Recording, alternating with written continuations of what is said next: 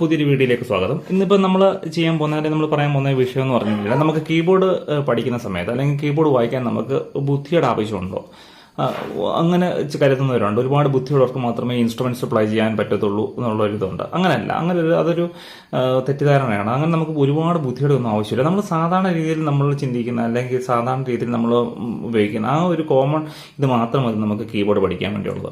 കാര്യം അമിതമായ ബുദ്ധി ഉപയോഗിച്ച് വായിക്കുന്ന ഒരു ഇൻസ്ട്രുമെന്റ് അല്ല, ഏതൊരു ഇൻസ്ട്രുമെന്റ് ആയാലും നമ്മൾ അമിതമായ ബുദ്ധി ഉപയോഗിച്ച് വായിക്കുമല്ല നമ്മൾ ചെയ്യുന്നത്. കാര്യം നമുക്ക് ആ ഒരു രീതി, നമുക്ക് അതിന്റെ ഒരു വേ മനസ്സിലാക്കി കഴിഞ്ഞാൽ അതനുസരിച്ച് നമ്മൾ വായിക്കും. അത് ഒരുപാട് നമ്മൾ ചിന്തിച്ചുകൊണ്ടല്ല നമ്മൾ മ്യൂസിക് പ്ലേ ചെയ്യുന്നത്. ഇന്ന കാര്യങ്ങൾ ഇന്ന ഓർത്തെടുത്ത് മെമ്മറി അങ്ങനെ നമ്മൾ ചെയ്യുമല്ല.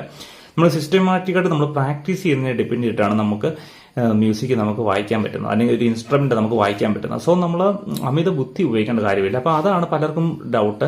കുട്ടികളൊക്കെ പഠിപ്പിക്കാൻ വരുന്നവരോ കുട്ടികൾ കൂടുതൽ ലെവലിൽ സ്കൂളിൽ അക്കാദമിക് ലെവലിൽ ഭയങ്കര പെർഫോമൻസ് ചെയ്യുന്നവർക്ക് മാത്രമേ പഠിക്കാൻ പറ്റത്തുള്ളൂ. അങ്ങനെയൊന്നുമല്ല.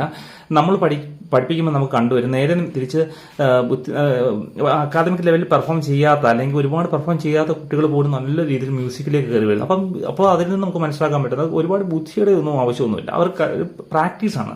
ഒരു കാര്യം കാണിച്ചു തന്നു കഴിഞ്ഞാൽ നമുക്കത് കൂടുതൽ ടൈംസ് നമുക്ക് പ്രാക്ടീസ് ചെയ്ത് കഴിഞ്ഞാൽ നമുക്ക് തീർച്ചയായിട്ടും ബുദ്ധിയില്ലാത്തവർക്കും എന്നല്ല പറഞ്ഞത്, പിന്നെ അമിതമായിട്ട് നമ്മൾ ബുദ്ധിയില്ലെന്ന് നമ്മളൊരു ഇത് വെക്കത്തില്ലേ. നമ്മൾ എങ്ങനെ എൻ്റെ മോന് ഇത്ര ബുദ്ധിയില്ല മറ്റുള്ള കുട്ടികളെ കമ്പയർ ചെയ്യുമ്പോൾ അങ്ങനെ ഒരു കമ്പാരിസണിന്റെ ആവശ്യമേ നമുക്ക് വരത്തില്ല. ഒരുപാട് ഇത്രയേ ഉള്ളൂ. നമുക്ക് ഒരുപാട് ബുദ്ധി നമുക്കില്ല എന്ന് തോന്നുന്നവർക്ക് പോലും തീർച്ചയായിട്ടും നമുക്ക് ഇൻസ്ട്രുമെന്റ് പഠിക്കാൻ പറ്റും. ഒരു പ്രാക്ടീസ് മാത്രം നമുക്ക് ചെയ്താൽ മതി. ഒരു കാര്യം ചെയ്തു കഴിഞ്ഞാൽ ഒരു 15 മിനിറ്റ്സ് 20 മിനിറ്റ്സ് ഒക്കെ നമ്മൾ സ്പെൻഡ് ചെയ്ത് കഴിഞ്ഞാൽ ഈസി ആയിട്ട് നമുക്ക് ഈ കീബോർഡ് നമുക്ക് പഠിച്ചെടുക്കാൻ പറ്റും. അതിൽ യാതൊരു ടെൻഷന്റെ ആവശ്യമില്ല. ഓക്കെ.